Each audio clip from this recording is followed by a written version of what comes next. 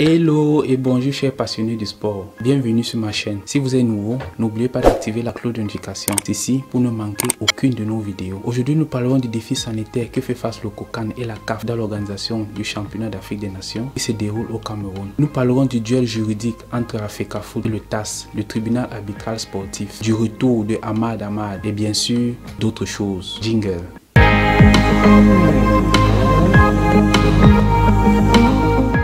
Comme on le disait, depuis la survenance de la Covid-19 dans le monde entier, cette pandémie qui a fait beaucoup de ravages dans le monde, toutes les compétitions se sont mises en hibernation. Arrêt de grands championnats, arrêt de compétitions internationales, confinement après confinement, les Européens ont repris avec les championnats, sans présence physique des spectateurs dans le stade. Ceci bien évidemment pour limiter les contaminations à la Covid-19. En parlant encore du CHAN, qui était initialement prévu en 2020, qui se déroule actuellement au Cameroun, les autorités d'organisation, c'est-à-dire la CAF et le COCAN, ont décidé, malgré cette pandémie qui sévit dans le monde, d'organiser le CHAN cette année avec la présence physique des spectateurs au stade, en limitant bien sûr les capacités normales des stades. Le stade de Japoma, par exemple, qui a une capacité de 50 000 places, mais la CAF mettra à disposition au COCAN 25% de cette capacité. Il est toutefois à noter que cette compétition est la toute première compétition majeure organisée dans le monde actuellement avec présence physique des spectateurs au stade, mais aussi une compétition majeure organisée par le Cameroun, sans toutefois oublier la CAN 1972 organisée par le Cameroun et ainsi que la CAN féminine organisée en 2016 toujours par le Cameroun. Disons que cette décision par la CAF et par le COCAN d'organiser le CHAN avec présence physique des spectateurs au stade fait grand bruit dans le milieu sportif. D'aucuns pensent que cela permettra encore une large diffusion de la Covid-19 parmi les spectateurs qui ne respecteront pas les mesures barrières. Outre cette différente polémique sur la présence physique des spectateurs au stade, la CAF et le COCAN tiennent à préciser que les mesures de distanciation et les masques seront obligatoires pour avoir accès au stade. D'autres effectivement pensent qu'avec 25%, c'est-à-dire 12 500 de la capacité d'accès au stade du stade de Japoma, cela permettra aux yeux du monde de voir les capacités organisationnelles du Cameroun en vue de la prochaine Coupe d'Afrique programmée pour l'année prochaine. Que se passe-t-il avec les tests Covid lors de ce CHAN 2021? Puisque la RDC, la République démocratique du Congo, crie au scandale, la CAF a exigé à toute délégation de présenter 33 joueurs au lieu de 23. Ceci pour prévenir des éventuelles contaminations à la Covid-19. Mais la RDC crie scandale puisque quelques heures avant le match, toute délégation devrait présenter des tests négatifs à la Covid-19. Ce qui a été fait par le Cameroun, mais il s'avère que la délégation de la RDC a présenté 13 cas positifs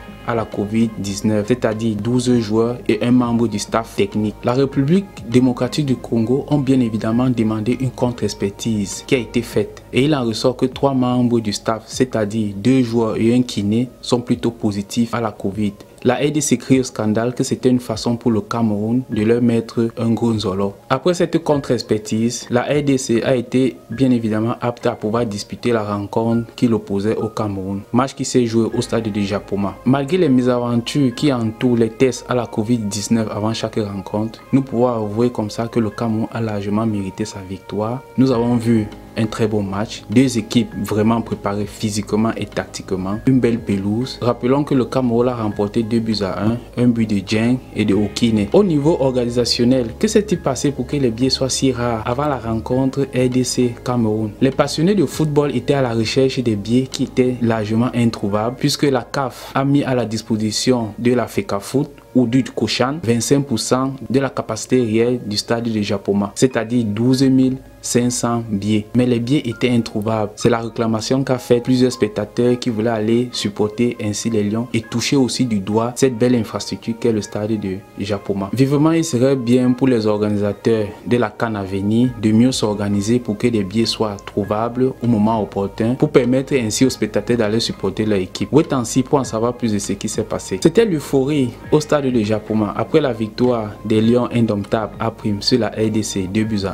Après cette rencontre, plusieurs spectateurs ont comme ça envahi la pelouse. Ce qui est un manquement organisationnel, réitère plusieurs personnes présentes au stade. Il sera préalable pour le COCHAN de rectifier le tir, ainsi pour les organisateurs en vue de la prochaine organisation de la Coupe d'Afrique qui se déroulera en 2022 au Cameroun. Parlons actuellement de la FECAFOOT et du TAS. La question que tout se pose, c'est que se passe-t-il réellement entre la FECAFOOT et le TAS, qui est le tribunal arbitral sportif, qui est la plus haute instance juridique responsable du sport. Après la suspension par la FECAFOOT de la Ligue Ligue de football professionnel du Cameroun, dirigée ainsi par le général Semengue. Le TAS a ainsi donné raison à la Ligue de football professionnel qui a été suspendue il y a de cela quelques mois par la FECAFOOT. Disons que la Ligue de football professionnel a été réhabilitée à pouvoir organiser le championnat camerounais qui est en arrêt depuis belle lurette. Comme cela ne suffisait pas, la FECAFOOT fait encore parler d'elle. Mais cette fois, c'est au tour du président de la FECAFOOT de voir une note venant du TAS qui annule son élection. Cette note de suspension arrive à la veille du CHAN, le championnat d'Afrique des Nations qui se déroule actuellement au Cameroun du 16 janvier au 7 février 2021. Rappelons que Seydou Bombonjo a été élu en décembre 2018 pour un mandat de 4 ans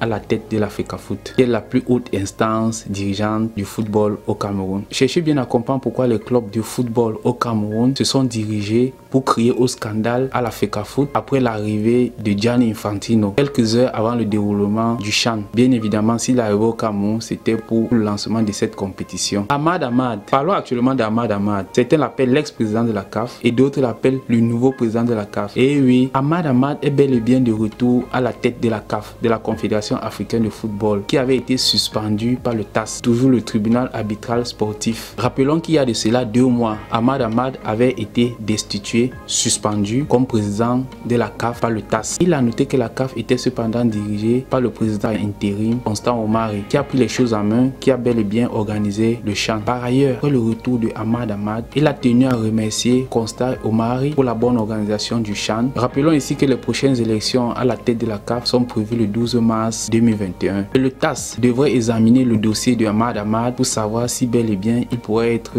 éligible. Parlons un peu de handball, ce sport en perdition en Afrique. Le Danemark est le nouveau champion du monde de handball. Le Danemark a défait la Suède 26-24 du côté de l'Égypte et remporte ainsi le championnat du monde de handball. La Suède avait battu en demi-finale la mythique équipe française de handball. Félicitations ainsi à l'Égypte qui a organisé cette compétition, mais aussi au Danemark qui l'a remporté. Parlons actuellement de transfert. Le bravissime Fabrice Ondoa, champion d'Afrique 2017 avec les Lions Indomptables, a vu son contrat résilié côté de Belgique. Rappelons que Fabrice Ondoa était sociétaire du KV Ostende en Belgique. Il a vu son contrat résilié parce que le club l'accusait d'avoir organisé un lockdown party pendant que la pandémie Covid-19 sévissait en Europe. Il y a de cela quelques jours, Fabrice Ondoa a signé un nouveau contrat pour relancer sa carrière du côté d'Espagne au club de première division Deportivo Alaves qui actuellement occupe la 18e position. Félicitations Ondoa et vivement que tu redeviennes le grand gardien que nous avons connu en 2017. Faisons un tour en France pour parler de l'Olympique de Marseille. Que se passe-t-il réellement à l'Olympique de Marseille? Le mythique club de Basile Boli, Desailly, vainqueur en 1993 de la Champions League, disons de la Coupe de l'UEFA, appelée ainsi à l'époque. L'Olympique de Marseille est actuellement à la recherche de nouveaux repères après la démission de son coach Village Boas. Rappelons que Marseille actuellement est 9e du championnat de Ligue 1 professionnel. Et rappelons aussi que Marseille est l'unique club français à avoir remporté la Champions League, la Coupe de l'UEFA. Parlons un peu des divers qui entourent le CHAN. Les étalons A' du Burkina Faso ont été talonnés à leur arrivée à l'aéroport à Ouagadougou. Que s'est-il passé après la débarque des étalons A'